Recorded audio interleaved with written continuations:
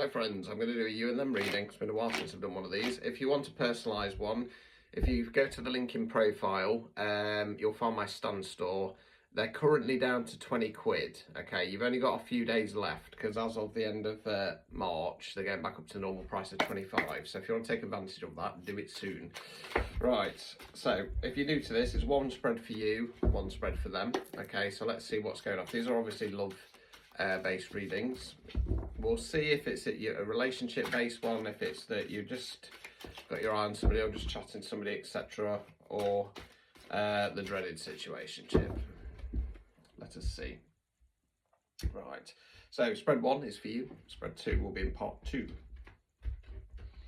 Let's have a look. Hold on.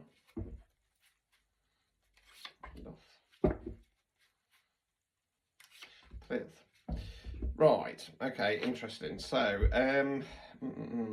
right, so we start off with the Queen of Swords. Swords are where we think words we use. Court cards can be an energy within ourselves, can be the energy of somebody else around us. Queens are feminine energy, kings are masculine energy. As always, we're talking about energy, not gender. So it can be a man, woman, somebody non-binary. I feel like this is yourselves. I feel like you're taking control of the situation on a mental level. You're taking note of things, and when the time's right, potentially you're going to say something. Now, we then got an Emperor in the reverse position. So the Emperor in the upright position is what we call the divine masculine. He's like the kings, but he's combined. He's a good ruler, he's firm but fair, he's wise, he's knowledgeable. Now it's in the reverse position, which can often talk about toxic masculinity, okay? It can range from somebody who's how do I put this?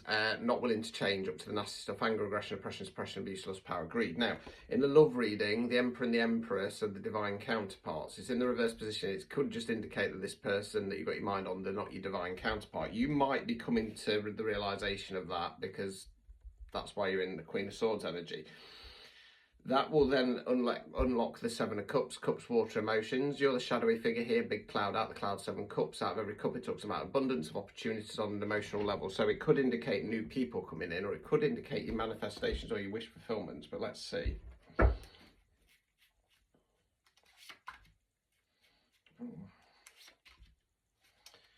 Right, okay.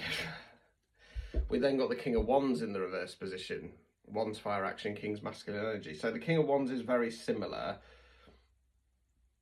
to the Emperor. Is the king that I most attribute to the Emperor, to be honest with you. Especially in the reverse, again, toxic masculine energy.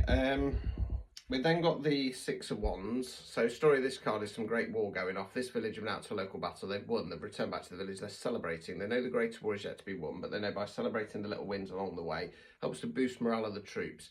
So you're kind of still plodding forwards. Overall outcome card. 8 of Pentacles. Pentacles, earth, money, finance, non-financial wealth. That's what you're investing your time, efforts and energies in. Now, you're the chap on the bench here, banging away at the Pentacles. He knows he's not a master of his skill yet, but he's happy to go through that process. He's working away. Let me get the advice cards out. This one's a little bit confusing, I'm not going to lie. Obstacles or blockages. 2 of Pentacles in the reverse position. Okay.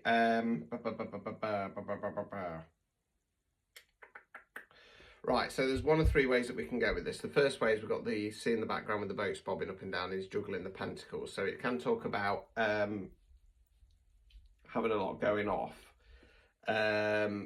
Upright position, keep focused, keep pushing through. You'll be perfectly fine. Reverse position, if you don't prioritise things, all the things in your life are going to start falling apart. Second way is having choices, making a choice. Third way is a karmic cycle, okay, breaking a karmic cycle. This is very confusing reading. Right, removing any blockages. King of Swords. Swords are where we think words we use. King's masculine energy. As always, yeah.